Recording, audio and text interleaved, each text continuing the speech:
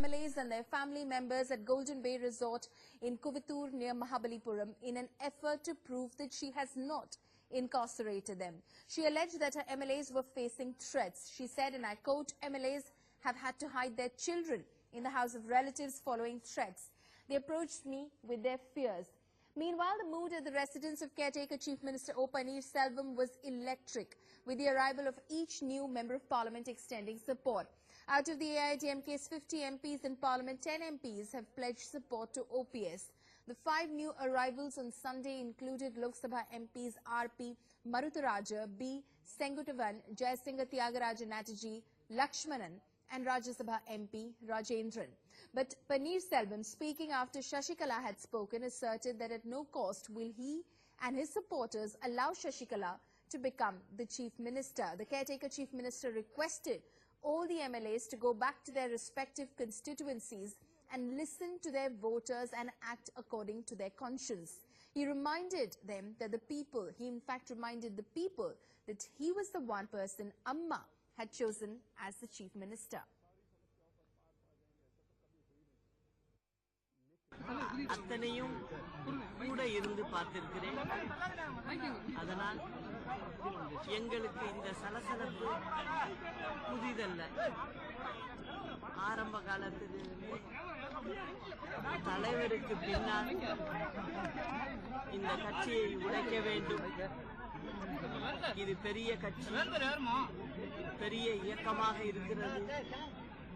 இதை இரண்டாக பிரிக்க வேண்டும் என்று அன்று நினைத்து.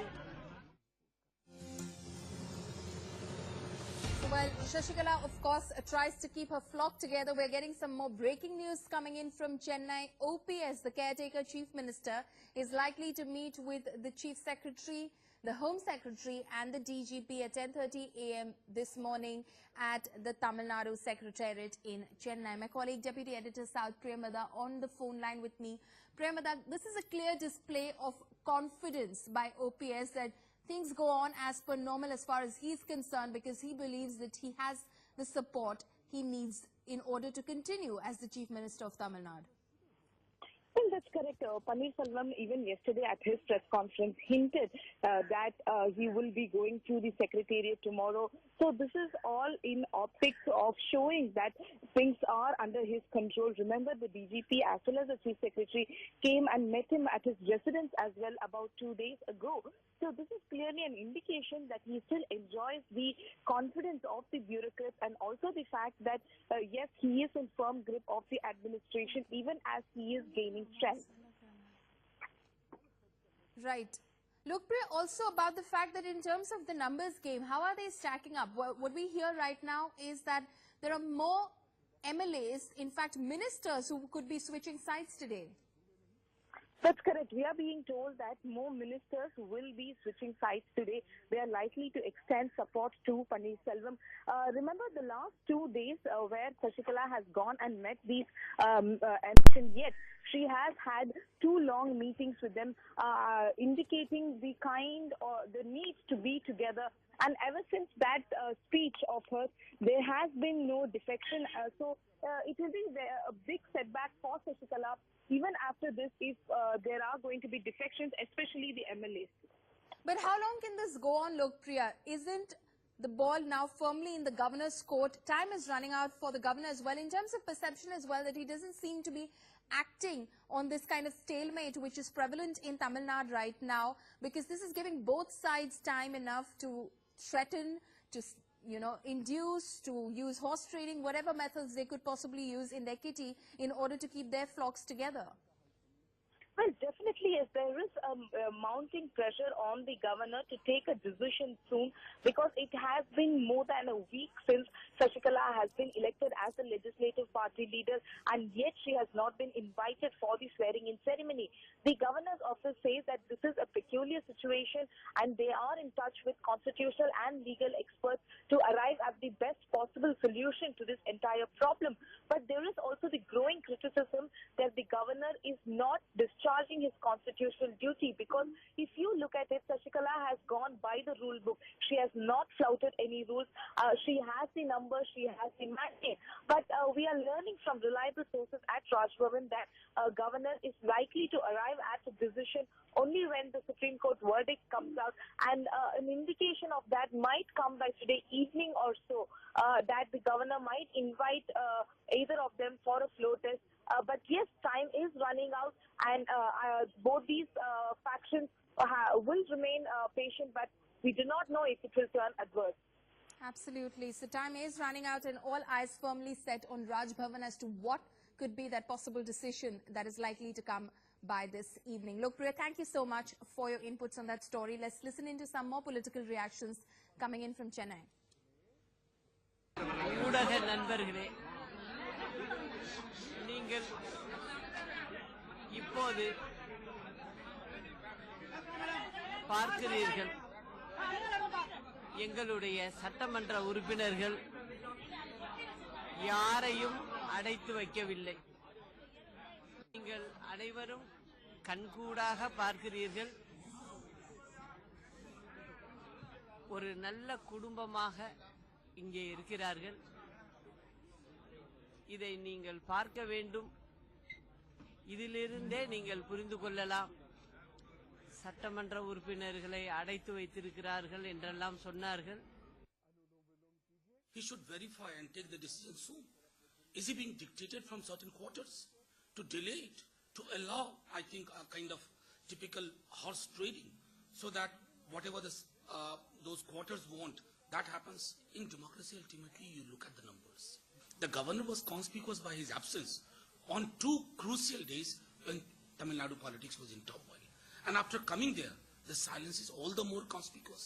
It is not going down well with anybody. And it tells us that there is more to it than what meets the eye.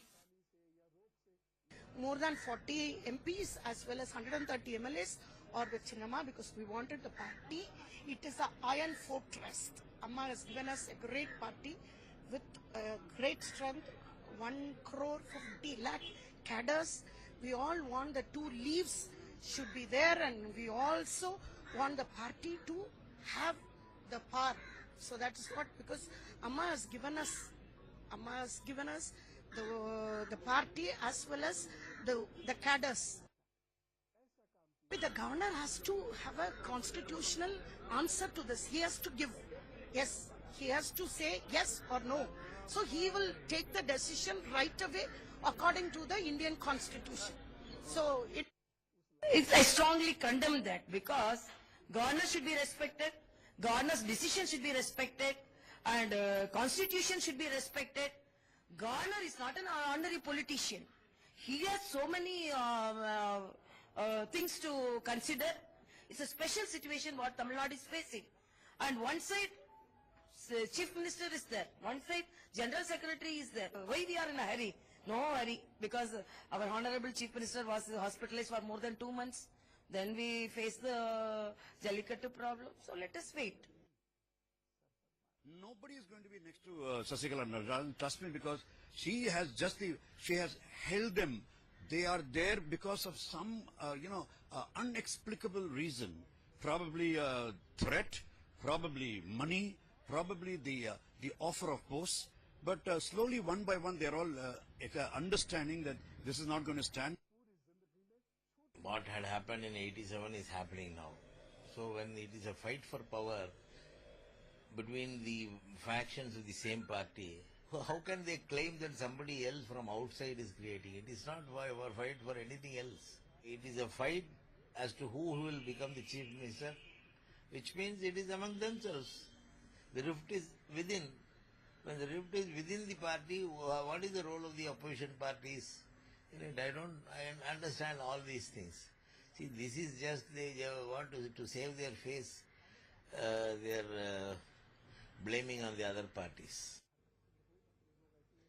We're joined now by Soli Sorabji, former Attorney General of India. So what should be the governor's priority right now? Well, the governor should really decide whom to swear in as the Chief Minister. according to the advice of the cabinet, in a normal case. But the problem is, the Supreme Court has reserved its judgment in a case where Sasikala has been accused of corruption charges. You see what happened? Trial court convicted her, High Court reversed the conviction and acquitted her. But the Supreme Court judgment is, the Supreme Court heard the matter and is going to deliver the judgment, I'm sure, soon in the course of the week. Now suppose the Supreme Court holds that Sasikala is guilty of corruption. She has committed offences under the Prevention of Corruption Act. There's no question of then, in that case, asking her, swearing her in as Chief Minister. And then she incurs disqualification, so she steps down. So therefore, the governor may well defer his decision till the Supreme Court judgment is out for 2 or 3 days, because the judgment should be out, at least I hope so, by Wednesday latest. But if the judgment is not there, then there can't be indefinite deferring of the matter. Then, of course, it should be determined by a protest in the House as to who has the majority. Then any other person can be appointed as Chief Minister, and then the government can go on. But at the present, all the government has done is, he has deferred, not declined the request. Deferred the request in these circumstances, and I don't think the government has done anything which is mala fide. So a similar situation in the past in 1987 was only resolved through repolling. Do you think that fresh polls is the only way out? No, in my opinion, that's not the way out. The better thing would be if the Supreme Court clears Sasikala of corruption charges and upholds the judgment of the High Court, then the way is clear, everything clear, swear her in as according to cabinet advice, and everything should be okay. Only question is this uncertainty caused by the delay in the pronouncement of the judgment. So what role must the voice of people have in the governor's decision, if any at all?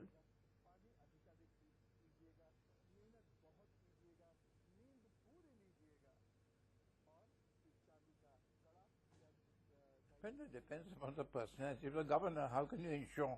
It's just like saying, how will you ensure the judge will always give a correct judgment?